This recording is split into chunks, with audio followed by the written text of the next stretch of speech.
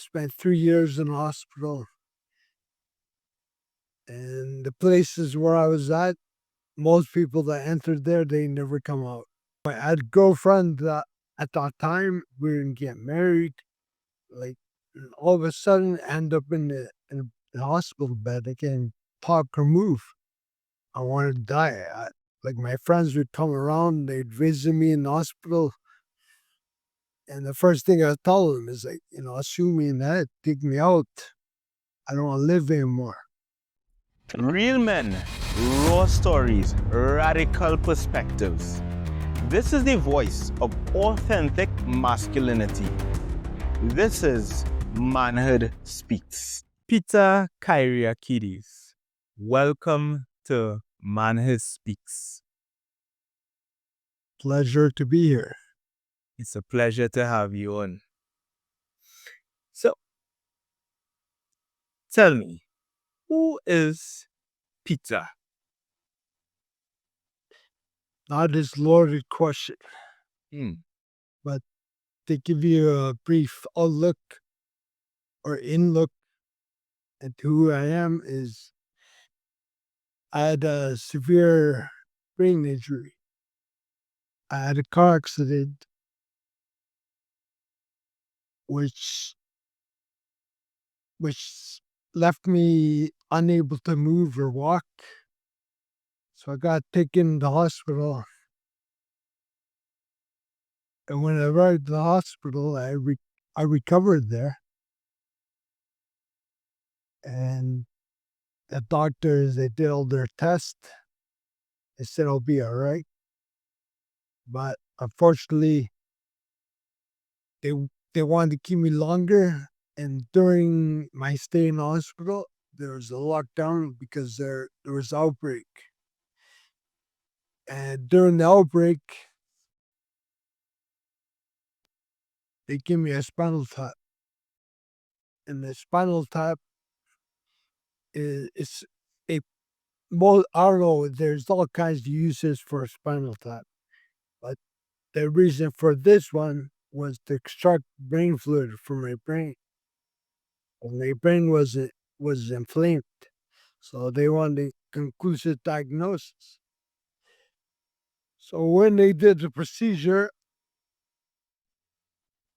I got a blood infection and went through my whole body. It went straight to my brain. And this was my second injury. And this one wasn't so light. Like a doctor said I would recover 95%. But after this, doctors had no hope for me. They ready to write me off. So I can go into detail, but maybe later on we can, if you have questions, you can ask. But long story short, I fell in a coma from that infection. When I woke up, couldn't talk or move. Doctors wanted to send me to a nursing home, but luckily I had people around me, especially my family. They just never gave up on me. They kept me. They said keep fighting. And at one point, I wanted to give up. To me, life was over. I kept fighting, and I listened to the close ones in my family. And said, "Okay, I did. I did it for them because they had probably more pain or a different kind of pain. I don't know about more pain, but different kind of pain. Watching their family member that had a whole bright life ahead of it get injured this way, and wanted to give up. But so I fought back and I beat the odds. I spent 3 years in the hospital. And the places where I was at, most people that entered there, they never come out. But I made it out and I got my life back. But most importantly, I got a new perspective on life, a new understanding. And that's why I'm here with you today, Kondo, to share my understanding. Lovely.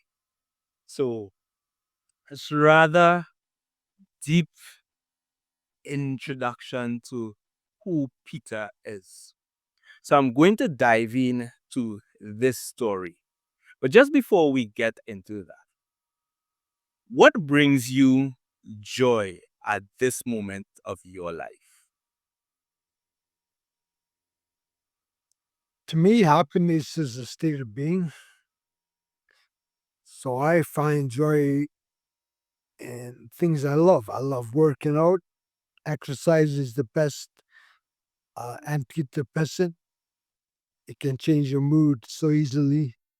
So I find joy in pushing the limits, challenging myself physically. I find joy with friends. I find joy in laughter. I find joy in good art, good movies, good music, amazing people. I'm a joyful guy. Peter, the joyful guy. Um, Tell me, what what matters to you now? No, Yeah. the most the most important thing is soul growth, So is soul connection. To really uncover who I am. Because of my, like I said before, I recover so much from my life, but the most important is that deeper aspect of myself. And I'm discovering more pieces of that every day. And that's what brings me peace and empowerment and a sense of miraculousness. Because I believe we all have this spark within us uh, that comes from a deeper part. You could say it comes from God, it comes from the divine. But if you go back in ancient history and different traditions, m- most traditions, I won't say all because I haven't researched all, but a lot of them talk about this deeper aspect and discovering this aspect in myself, not just through belief or mere words, is the most important thing. And the thing that goes hand in hand with that is to show other people that, to help other people discover their potential, to help others out of these traps of suffering. Because there's no reason to be a victim of circumstance. Sometimes, you know, you can't help it. You'll be in jail or whatever, but you can always find freedom somewhere. And it might not be the way you want it, but you can find it. Like I still haven't fully recovered. Like I still use a wheelchair. You know, to me, before life was over, after I had to use a wheelchair, I'm like, there's no way I can live life like that. But over time, I figured out that there's way more to me than just this physical aspect or just this body. And I've been able to find happiness and joy in this life, which is the most precious thing in this modern world, despite my circumstances. And I've helped others reach that, and I've read about others reaching that. So I know we're not victims of circumstance. There's a way, if there's a will. mm, you seem to have a very interesting philosophy when it comes to life and your understanding of life. Tell me a bit about your family background. Was it, did your family background contribute to the mindset that you have? No? I could say my family like from my injury, they were very supportive, right? But you could say I'm a black sheep in my family Mm. because this whole thing it made me so unusual, right? I'm very unique in that aspect. But like I woke into a different. Like, the Peter today is not the Peter of yesterday. And before I cared about superficial things, what you call superficial things, like my top priorities was money, um, girls, partying, going out with friends, and like motorcycles. Like that's what I cared about most. But now it's totally different. What I care about is the spiritual part of life, uh, what overcomes challenges. Um, I like my brain enthusiast. I like researching about the brain. There's so many deeper things. I'm into philosophy. And before, if you said this to me like 10, 15 years ago, I'd be like, no way. I, I would never be like that, but I did. But to get back to your question, my family, like, yeah, they're they're open to things. They're not very religious.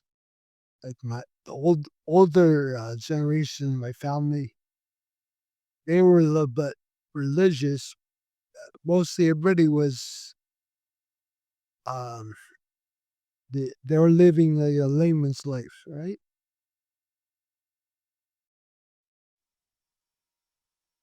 And I definitely feel my ancestors, my blood, which brings philosophical parts out of me. And my great grandfather, he was deep into spiritual things. Like he knew the Bible by heart, things like that. So it's in the DNA. Mm. That's what you're asking. Interesting. I want to go back to your accident. When this accident took place and you were in the hospital, what were your thoughts?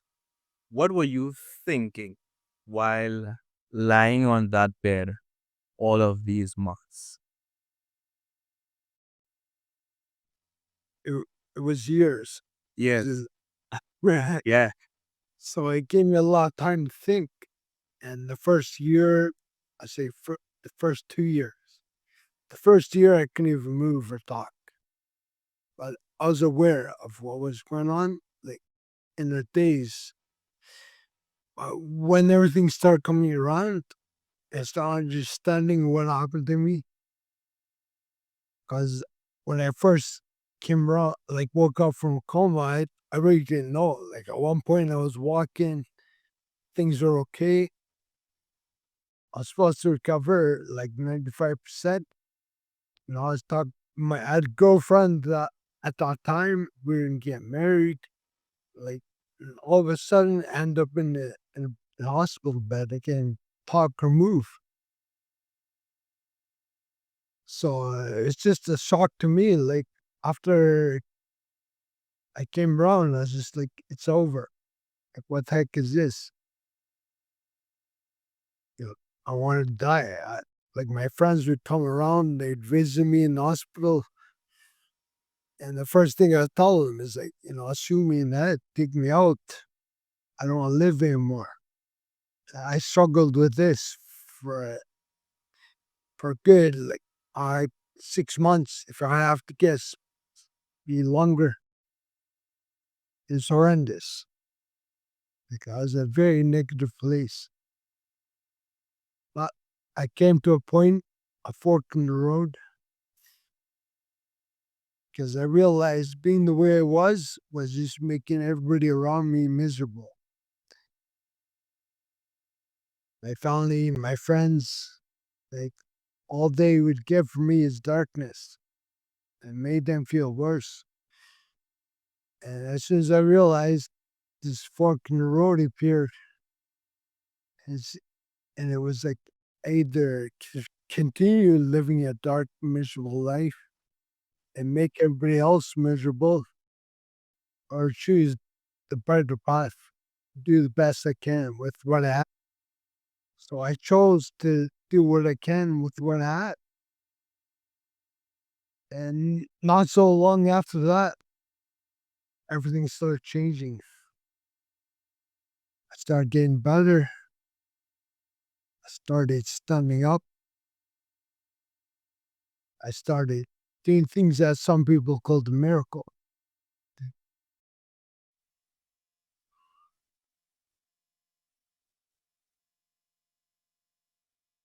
Was there a specific point when you made that transition to move from being in that dark place to seeing life from a different perspective? Yeah, it was just seeing my family and friends so miserable. Before getting so depressed, and seeing the worry on their face, seeing my grandfather getting disappointed. He would come there every day and try to support me and shake me up. She would actually shake me and tell me, come on, fight this.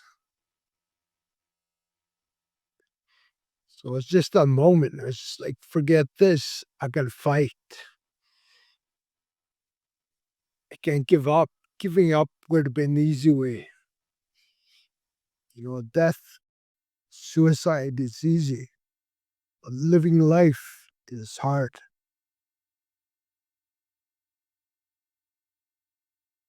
And to find a way to live life happily, despite the circumstances, is the greatest treasure in the world. And that's what I want to show people.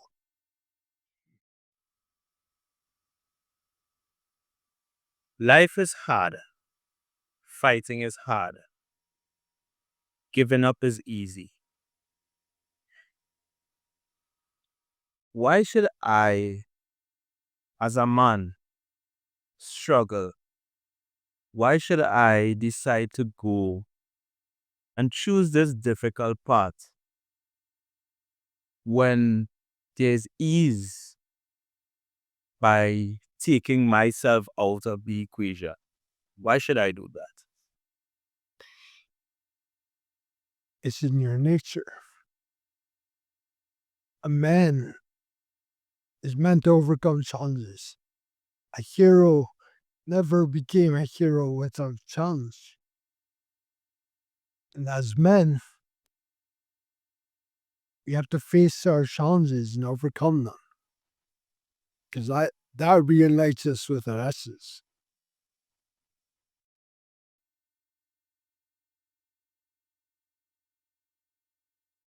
I love that. Tell me something. When you were in that hospital, what were your thoughts when it comes to being a man?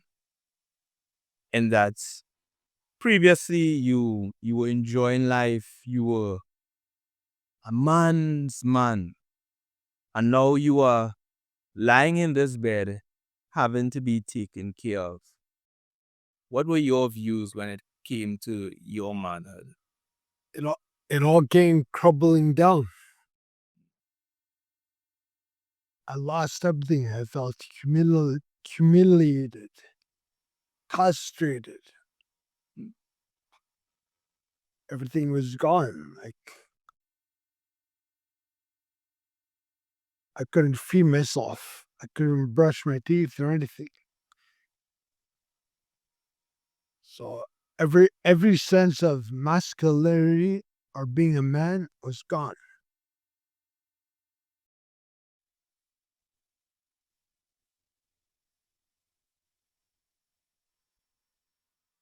Before this, what was your perspective on manhood?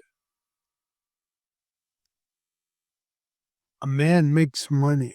A man is a provider. A man knows how to deal with women. Those type of ideas.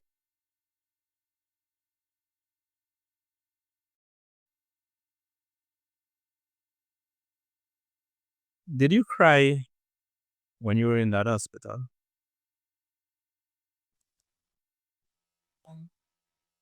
I cried a lot. Lots of pain.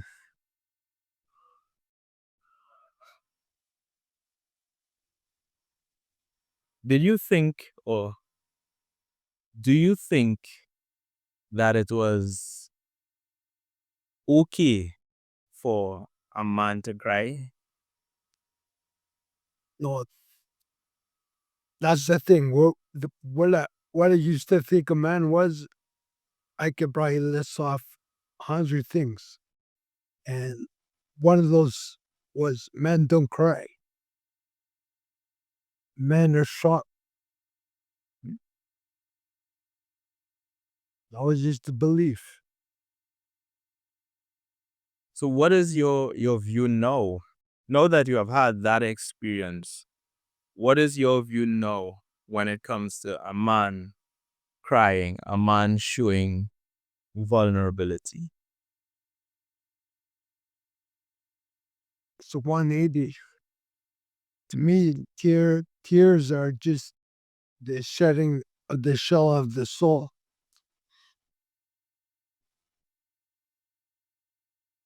If you want me to give you a visual, Sure. think about like a shell, and the soul is trapped inside the shell because we're trying to live up to people's ideas of being a tough guy or whatever, being a man. But something happens, and eventually that shell cracks. And to me, tears, crying, is just symbolic of that shell cracking. It's not a sign of weakness. To show vulnerability is strength, especially when it's come from the soul.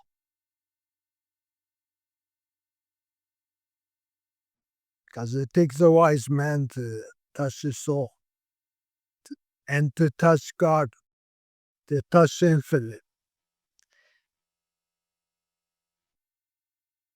That's deep. Takes a wise man to touch his soul, to touch God, to touch the infinite. That's powerful. Hmm.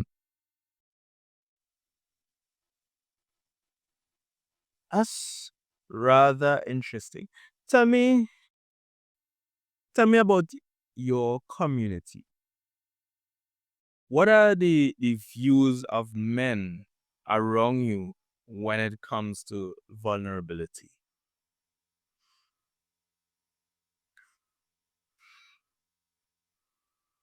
It's not talked about much. Hmm. That's why I'm so happy that you're doing this, because men need to understand certain things. Well, in my community, like I have a small circle. I keep things tight. Like I have a lot of friends, but most of my friends are more of associates. My inner circle is tight, and we talk about manhood. We do talk about vulnerability because it's a true nature of who we are. It it's also includes vulnerability. So it depends where the person is on their stage of growth, and that's why it's a lonely path. But every man's journey is lonely. Can't can't expect everyone to have the same life. And For me, I could have kept my old friends. I could have kept living the same life, but there's a price for that. And that price is that deeper aspect of myself, which I'm calling the soul here. So to sum up, I would have sold my soul just to live a mediocre life and fall in line with other people's beliefs. Hmm. You mentioned that every man's journey is a lonely one. What are the benefits do you see of a man walking a lonely journey? What are the benefits and what are the detriments to that? The benefits, the first thing is solitude. Solid. You have no choice but to be with yourself. So you have the space to question things, not just follow the program. So you actually got the space to say, who am I? What's life about? Is there death? Is there a life out of death? Is there more to life? But if you're always busying out with your friends and playing sports and being distracted, you won't have the opportunity to ask these questions and to find answers to the questions. So that's a benefit.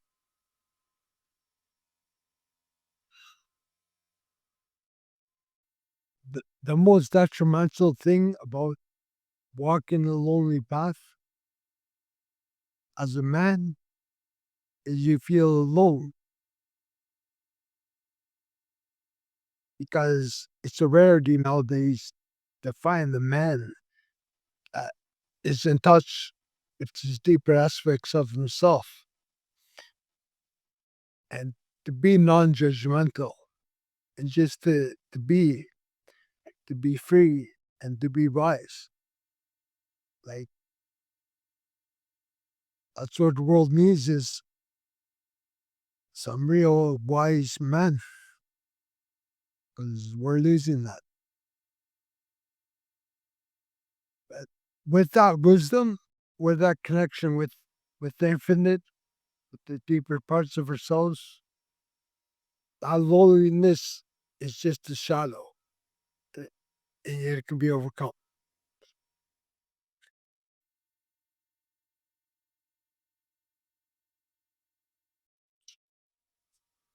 You have a core group of friends that you interact with, and you speak on different topics such as manhood. What are the benefits of a man belonging to a community of brothers, like minded, those who are positively driven? What are the benefits of that? Or what benefits have you gained from being a part of such a community? Is support. Support. Having that support is a main thing. When we have support, we have people cheering us on, we have people believing in us, we have so much more motivation, so much more inspiration. And when we hit the wall, we have some some force behind it. But it, everything starts with support. Like that's why I want to share my acronym SAM. Sam, I love that. What's that? When I came out of the hospital, they asked me what helped you the most. How'd you overcome this? So I was thinking back and I'm like, what is it? And that's when SAM came to me. And SAM stands for support, attitude, and motivation. So when I had that support, I changed my attitude. I was able to change my attitude. And when I changed my attitude, I had the motivation to get better. And the acronym stays with me today. Like when you have support with some genuine people, especially like men like us on a path to growth, that in itself is gold. That gives you a different attitude. And when you have that attitude, you're ready to you're ready to tackle the challenges ahead of you. Hmm. Sam, support, attitude, motivation. If you had to choose out of these three words here, and you only had one choice, which one would you choose? That's a tough question.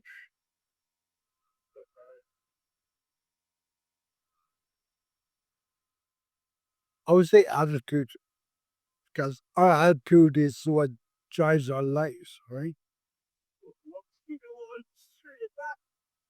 And you can, I've I've seen circumstances. You can give somebody the most support ever, and they won't change their attitude. And I can see the most motivational people, motivation dies out. It runs out of gas. So you need discipline. But attitude, if you have that joyful attitude, that's for life, a mindset of looking through life with an empowering lens. Nothing else really getting your way. Mm. Attitude. I like that. It reminds me of a quote I read in Man's Search for Meaning by Viktor Frankl. I don't know if you have ever came across that book. I've heard of that. Right. And there's this quote, it always stood out to me where he said that the last of human freedom is the ability to choose his or her attitude in any given circumstances.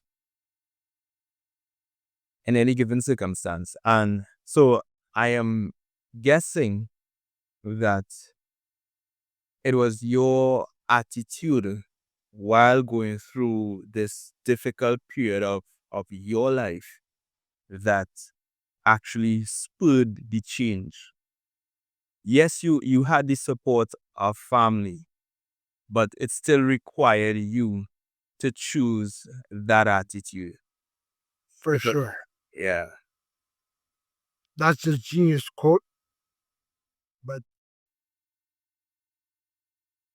if I didn't have that support, I don't know if I would be able to change that attitude Mm. because I was in a very dark place.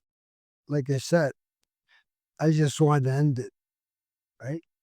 So if the people weren't there to support me and to tell me don't give up and to say fight this, I don't think I would have changed the attitude. Mm. So your support was a critical element in your recovery. Very critical. There are many persons who are in a dark place, and it is possible that someone is sitting listening to us and he is in such a dark place. Let's assume no one knows that he is in this dark place. So he does not readily have that support. What would you say to someone like that?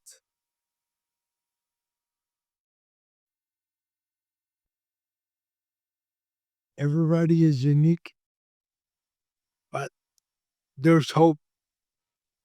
There's there's no reason to give up.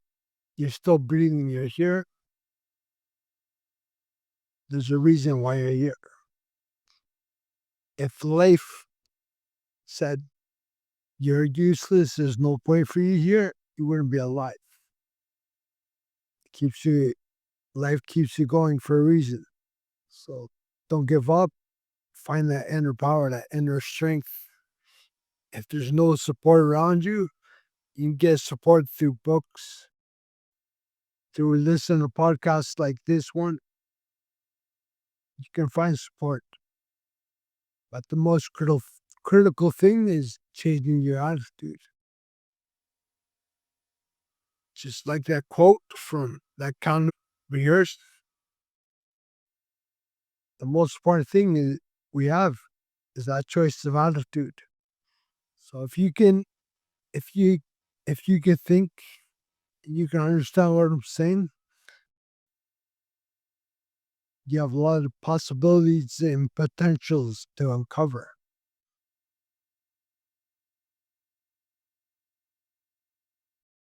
I agree with that. I support that. Mm. I saw that you've had some strong male role models in your life. So you spoke about your great grandfather and your grandfather coming and visiting you in the hospital and imploring you to fight this, to fight this challenge that you have encountered. What are your views when it comes to male role models and mentors? Let's assume that this man isn't as blessed as you to have these male figures directly in his life. How should he go about having role models that he can emulate and become that man that he is destined to be and ought to become?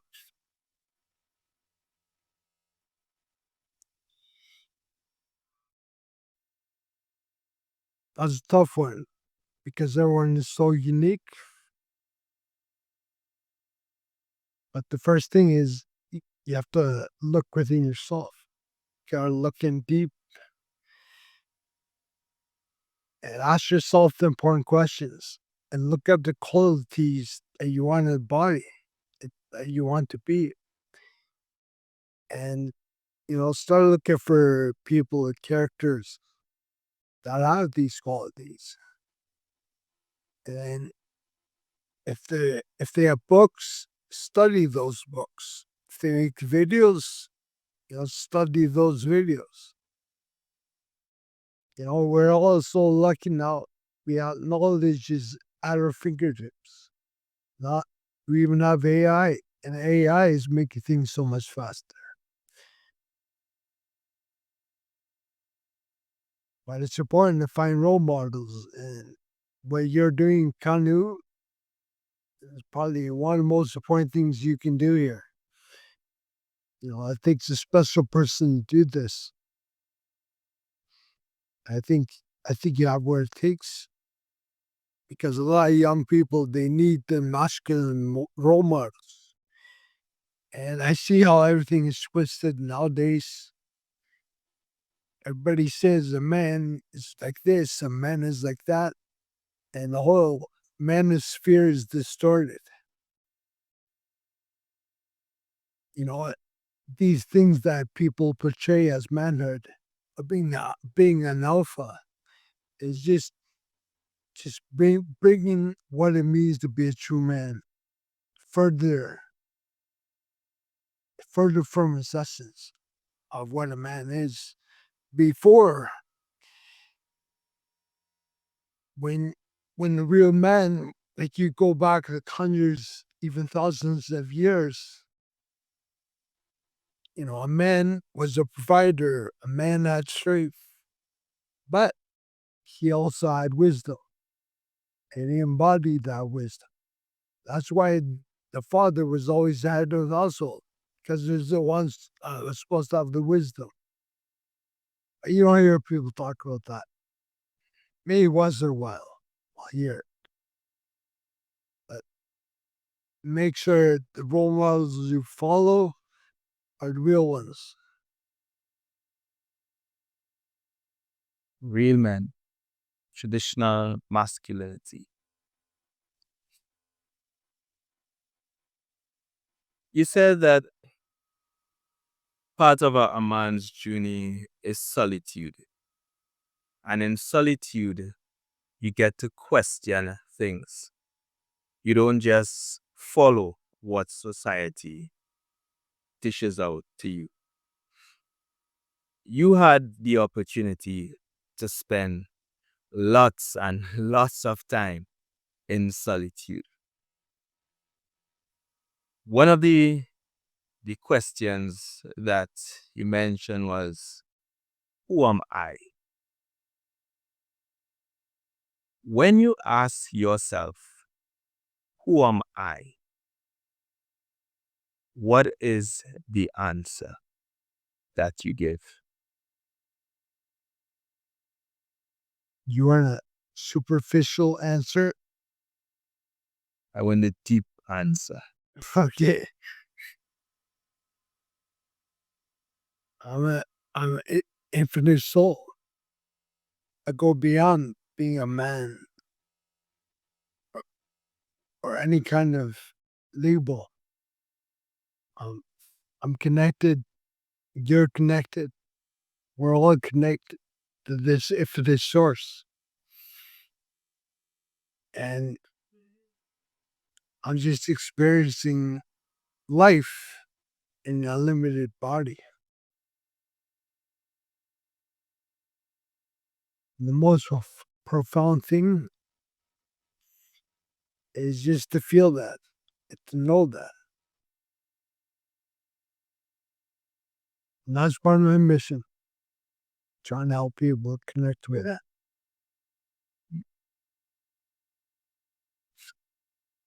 As part of your mission, what do you do, Peter?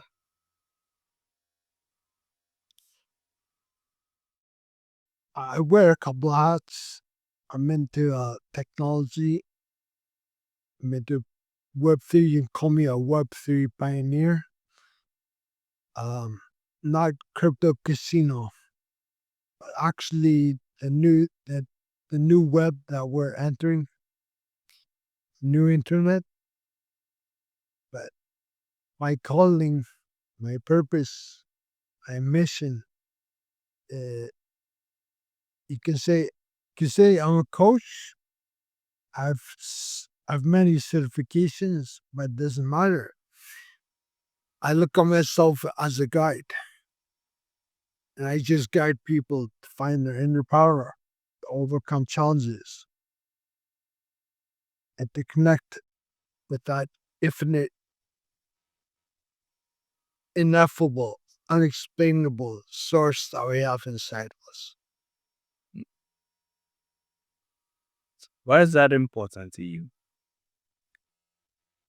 Because that's what brings freedom, and that releases people from suffering, breaks the illusion of things we get trapped in.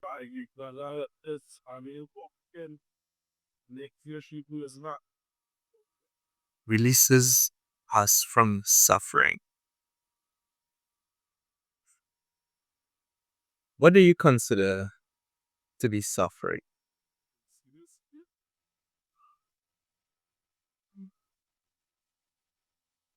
The answer point blank, like the short answer, would be suffering is it's just ignorance. Mm, ignorant. Tell me about it. The reason I say that is because a lot of times we suffer because we don't know a better way. We don't see more, just see a small scope of reality. So we're living in ignorance, and henceforth we suffer. But once we gain wisdom, that suffering dissipates.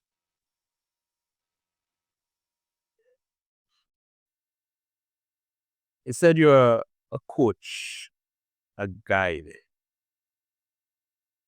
Walk me through that process on how you guide persons to uncover that power, as you see, that lies within them, that lies within all of us. Again, there's no one straight blueprint, but there's a blueprint that we all follow.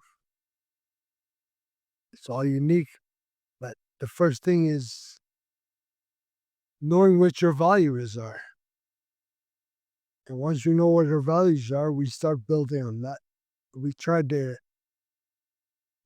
or I help, I try to guide people to align with those values and to prioritize their lives. And they got them connected with that inner power that I've been talking about.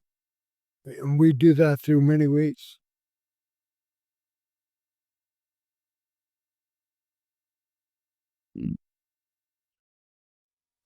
I see that there's a dichotomy between for a man, and that there's need for solitude on one hand, but there's also need for brotherhood. How do you merge these two aspects of you? That need for solitude, but also that need for brotherhood, that support. That's a good question.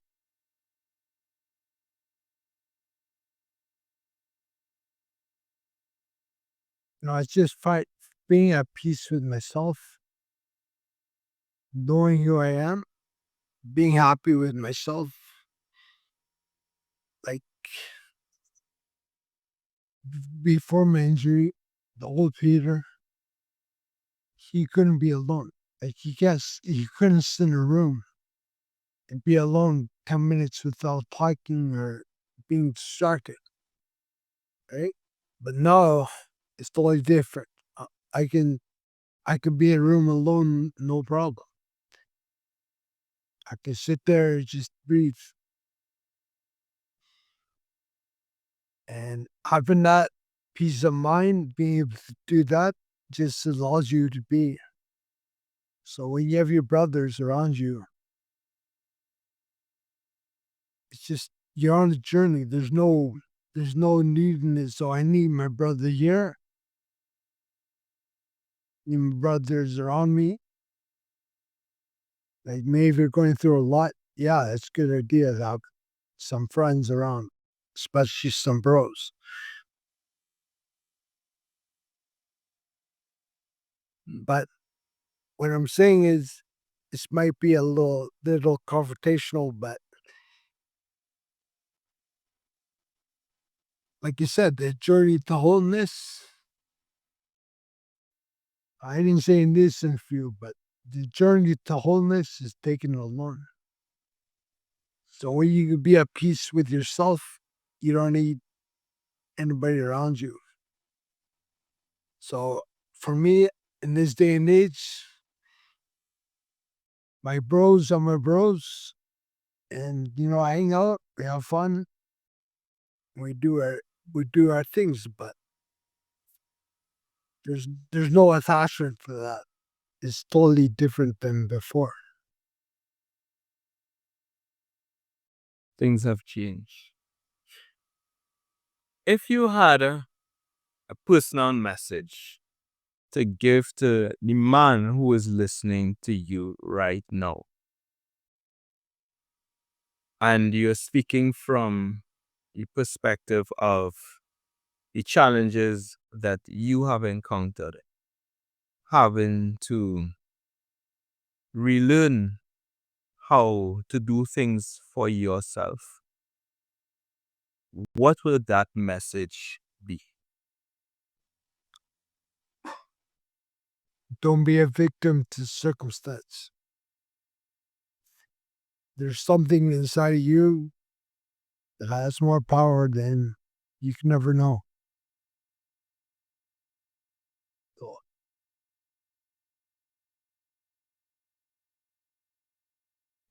Powerful. And I think that's a message that ought to be blasted so it can resonate with men that things are going to happen. You are going to encounter challenges. You are going to fail, you are going to fall, and things are going to happen to you that you would view as negative. But the most important thing is to not be a victim to any of these circumstances. That you're a man. well said, Ken. Yeah, I like that. It's as we are coming to a close, tell me this. If you were to die now, what would your legacy be?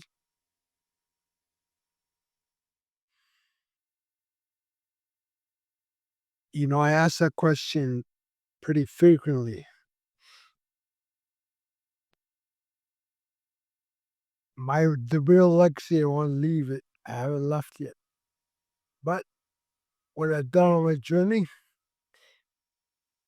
I felt a lot of people overcome tremendous obstacles, individuals. I think that would be the most. Also, I've worked in healthcare a lot, so I left my legacy, left trails throughout the healthcare field. So my word, my wisdom is embedded there. So our my biggest fear in healthcare was artificial intelligence was going to cut off the human connection with people. But I did some real deep work. I think this could be a materialistic legacy. But to me, the journey has just begun. I hope to build something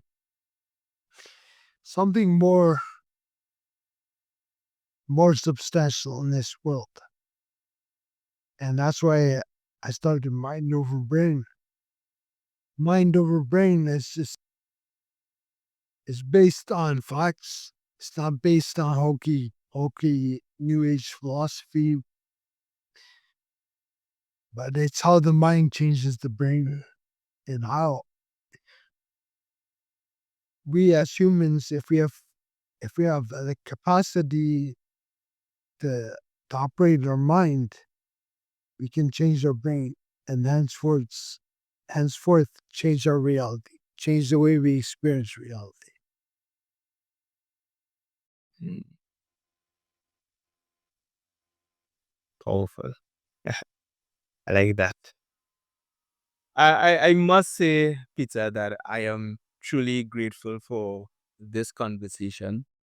And I especially like how you were able to speak about tragic, that tragedy in your life that you use to turn around your life and become a different man, a more inspiring man, a man who is focused on creating a legacy.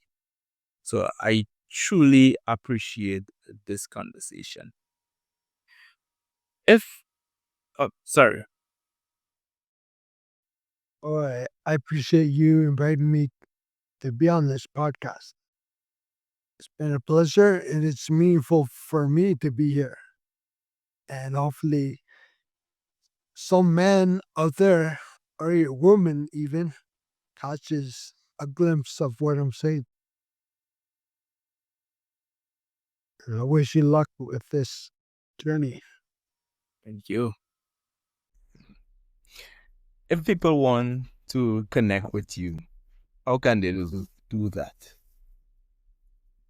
It can visit my website, which is mindoverbrain.life. And just email me, or my contact info is there. Mindoverbrain.life. And I will also put that in the show notes as well. All right. Thank you, Kanu. Peter, it has been an honor and a pleasure to have you on Manhood Speaks. It's great being here. Thank you. Thank you. I just want to say thank you for checking out the entire episode. Manhood Speaks is a space where regular men like you get to share their experiences so that they can inspire other men. If you wish to be a guest on this show, just send me an email at manhoodspeakspodcast@gmail.com. And I want to ask you to consider subscribing. When you subscribe, you are not just simply subscribing to another YouTube channel. You are becoming a part of a revolution. You are joining a community of brothers, men who are redefining what it means to be a man in modern society today. So subscribe, and I will see you in the next interview.